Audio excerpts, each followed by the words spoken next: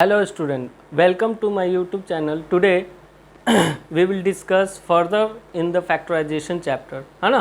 In the previous chapter we have started the factorization chapter, है ना.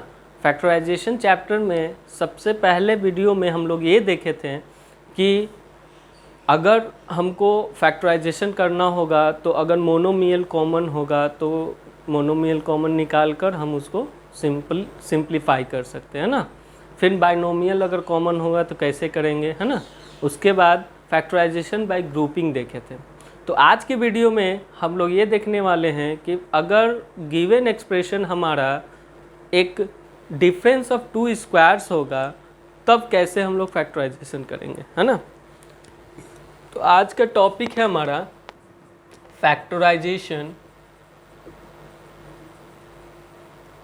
है ना. व्हेन गिवन एक्सप्रेशन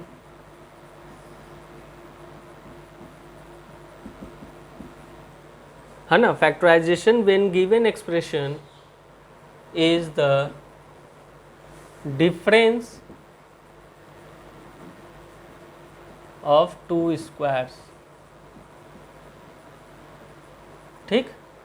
तो डिफरेंस ऑफ टू स्क्वायर्स का मतलब क्या कि हम लोग के पास एक एल्जेब्रिक एक्सप्रेशन है that is difference of two square. दो नंबर है, दोनों का स्क्वायर का difference, that is known as difference of two square. तो इस टाइप का जो एक्सप्रेशन होगा उसको हम फैक्टराइज कैसे करते हैं. तो इसका एक फॉर्मूला होता है that is a plus b into a minus b. ठीक. अगर हमारा गिवन एक्सप्रेशन इस फॉर्म में है तो हम डायरेक्ट इसको फॉर्मूला पे हम ये लिख सकते हैं. अगर नहीं है तो उसको हम लोग कर सकते हैं. ठीक है. तो जैसे फॉर एग्जांपल अगर हमारे पास फॉर एग्जांपल में आते हैं तो क्वेश्चन इस टाइप का आ सकता है that is x square minus 16.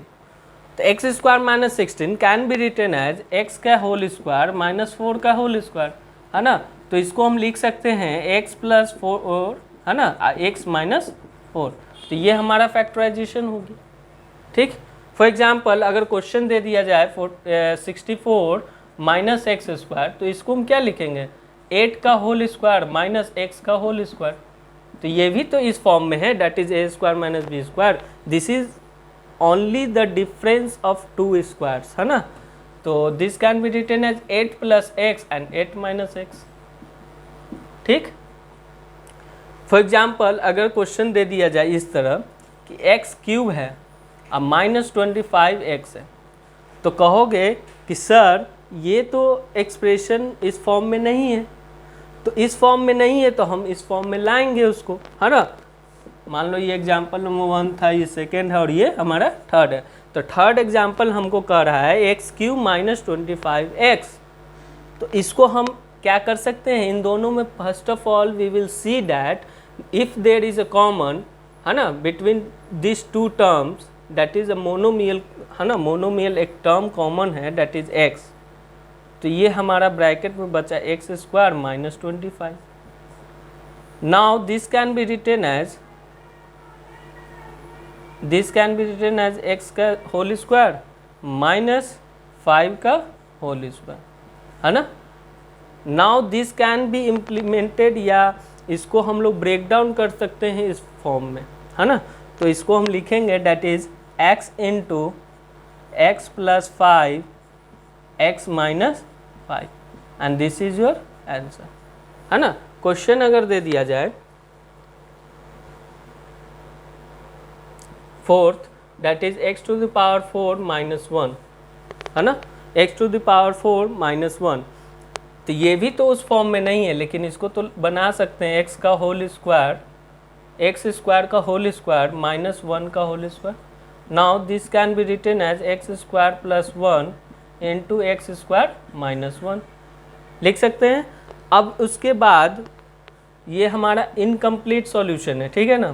तो x square plus 1 and this can be written as x का होल स्क्वायर माइनस 1 का होल स्क्वायर. ठीक. Now again you can break this, है ना, in the form of a square minus b square that is x plus 1 into x minus 1 and this is your complete solution. ठीक. तो इस तरह हमारा questions based रहेगा एक एक्सरसाइज है डेट इज 7B आपका इसी एक्सरसाइज पे that is factorisation when given expression is the difference of two squares के कंसेप्ट पे बनेगा। ठीक है, बहुत सारा क्वेश्चन है और क्वेश्चन हम लोग करते हैं। ठीक है, see we have few more examples, है ना, या questions based on this concept, है ना। देखो बनाने के लिए तो हम सारा क्वेश्चंस को बना देंगे बोर्ड पे, लेकिन उससे आपको कोई बेनिफिट नहीं मिलेगी। ठीक है ना, तो बेनिफिट पाने के लिए आपको खुद पेन कॉपी उठाना होगा, ठीक है, और उसको बनाना होगा, रिवाइज करना होगा, ठीक है, प्रैक्टिस करना होगा, मर्कअप करना होगा। ज़रूरी नहीं है कि हम इसी टॉपिक के लिए बोल रहे हैं, जितना भी हम चैप्टर पढ़ रखे हैं अभी तक स्टार्टिंग से, ठीक है ना, हम उन स्टूडेंट को बोल रहे हैं जो स्टूडेंट बहुत वीक है मैथ में, वो ज़्यादातर मैथ सब्जेक्ट पे ध्यान दीजिए। ठीक है ना, मतलब उसको डर लगता है, कुछ बच्चे को बहुत ज़्यादा डर लगता है ना, कि मैथ कैसे होगा, इसका सॉल्यूशन कैसे होगा, हम मैथ में कमज़ोर हैं। तो सबसे पहले अपने मन से उस डर को हटाओ या मिटाओ। ठीक है ना, मतलब जब तक आप अपने दिमाग से, ठीक है ना, उस डर को नहीं रिमूव कीजिएगा तब तक आप मैथ नहीं सीख सकते हैं। ठीक है ना, मैथ बहुत आसान है अगर आप पढ़ते हैं रेगुलर आपको टाइम देना होगा। ठीक है ना, तो सबसे पहले हम देख लेते हैं सॉल्यूशन। तो यहाँ पे एक्सक्यूज मी, यहाँ पे फैक्टराइजेशन जो है given expression difference of two squares होना चाहिए, तो ये है नहीं, है ना। तो इसको हम क्या करेंगे, 4x का होल स्क्वायर माइनस, अगर कॉमन लेते हैं और ब्रैकेट में डालते हैं y स्क्वायर माइनस 6y, है ना, प्लस 9 लिख सकते हैं। तो ये देखोगे कि y square minus 2 into y into 3 लिख सकते हैं, प्लस 3 का स्क्वायर, ठीक है ना, माइनस 4x का होल स्क्वायर। ठीक, again 4x square minus this can be written as y minus 3 का होल स्क्वायर, 2x का whole square minus y minus 3 का होल स्क्वायर।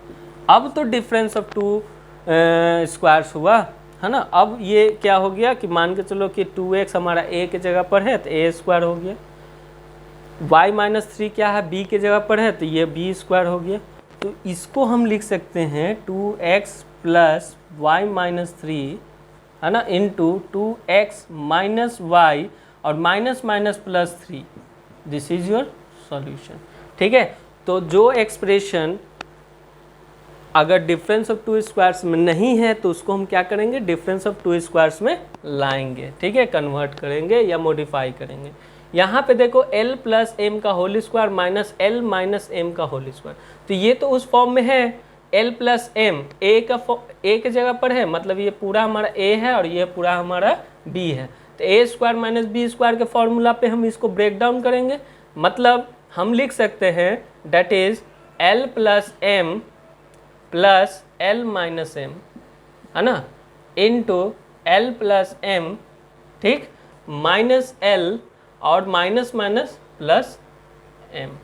ठीक है, तो ये हमारा क्या हो जाएगा, m और m कैंसिल आउट, l और l cancel out, this can be written as 2l into that m plus m that is 2m। तो 2 मल्टीप्लाई, देखो अब मल्टीप्लीकेशन का आ गया कंसेप्ट, 2 2 जा 4 होता है और l into m that is lm, तो 4lm हमारा क्या हो गया, सॉल्यूशन हो गया। तो ये तो हमारा रहा इस कंसेप्ट पे। एक नया कंसेप्ट हम लोग पढ़ेंगे कि factorisation when given expression is the perfect square, है ना, कि अगर हमारा गिवन एक्सप्रेशन एक परफेक्ट स्क्वायर है तब हम लोग फैक्टराइजेशन कैसे करेंगे। तो परफेक्ट स्क्वायर हमारा a प्लस बी का होल स्क्वायर भी हो सकता है, a माइनस बी का होल स्क्वायर भी हो सकता है। चलो एक क्वेश्चन और इस पे हम बनाते हैं इस कंसेप्ट पे। क्वेश्चन नंबर 7, अगर आपको दे दिया जाए कि 25 का होल स्क्वायर, ठीक, माइनस, है ना, 15 का होल स्क्वायर, इस टाइप का भी क्वेश्चन रहता है। आपको कहेगा इवैल्यूएट या find the value of this, है ना। तो हम इसको क्या करेंगे, हमारा ये जो है a का स्क्वायर और b का स्क्वायर का फॉर्म में है, तो हम इसको लिखेंगे दैट इज 25 प्लस 15 है ना into 25 minus 15. This can be written as see 25 plus 15 that is 40 into इसको करोगे तो ये 10 आ जाएगा, तो ये हो गया हमारा आंसर 400. तो इस टाइप का भी क्वेश्चन आपके एक्सरसाइजेज में है, इसको बनाइएगा. ठीक है, चलिए मूव करते हैं नेक्स्ट कंसेप्ट पे, that is factorisation when given expression is a perfect square. See we have next concept that is factorisation, है ना, व्हेन given expression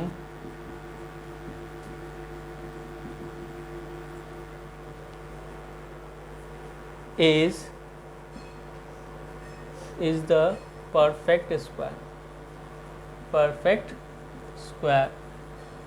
ठीक है, हमारा अगर गिवन एक्सप्रेशन परफेक्ट स्क्वायर है तो हम लोग क्या करेंगे, तो उसके लिए हमारे पास दो कंसेप्ट है, दो आइडेंटिटीज़ है, that is a plus B का होल स्क्वायर.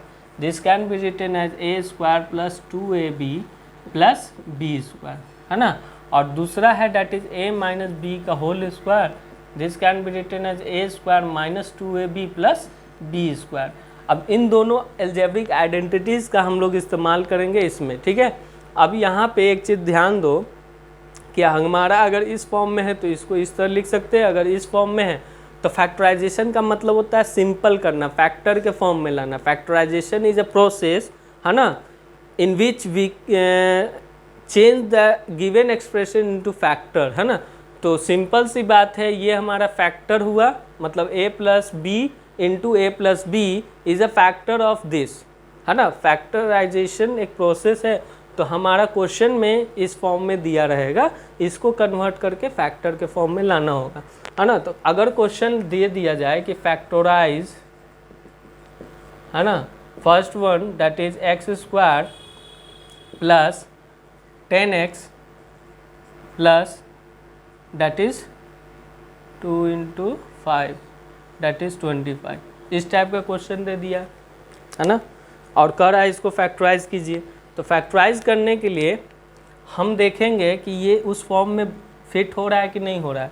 तो x का square whole square plus 2 into x के जगह पर हमारा 5 सॉरी a के जगह पर x है और b के जगह पर क्या है, तो 25 को हम क्या लिखते हैं, 5 का होल स्क्वायर, है ना. ये हो गया, तो ये हमारा b के जगह पर हो गया. तो ये हमारा a square plus 2ab plus B square के फॉर्म में है, तो इसको हम लिखेंगे x प्लस 5 का होल स्क्वायर. ठीक, चलो सेकेंड क्वेश्चन देख लेते हैं. अगर क्वेश्चन दे दिया जाए x square minus 6x plus 9 दे दिया, क्या दे दिया, 9, तो इसको हम क्या लिख सकते हैं, x का whole square minus 2 into x into 3 करेंगे, तो 3 2 जा 6 हो जाएगा, प्लस ये 9 क्या है, 3 का स्क्वायर है. तो ये किस फॉर्म में है, इस फॉर्म में है ना, क्या है, इस फॉर्म में है, तो हम इसको लिख सकते हैं x माइनस 3 का होल स्क्वायर. ठीक है, चलो मूव करते हैं क्वेश्चन नंबर 3 पे. अगर क्वेश्चन नंबर 3 बोलता है कि y स्क्वायर माइनस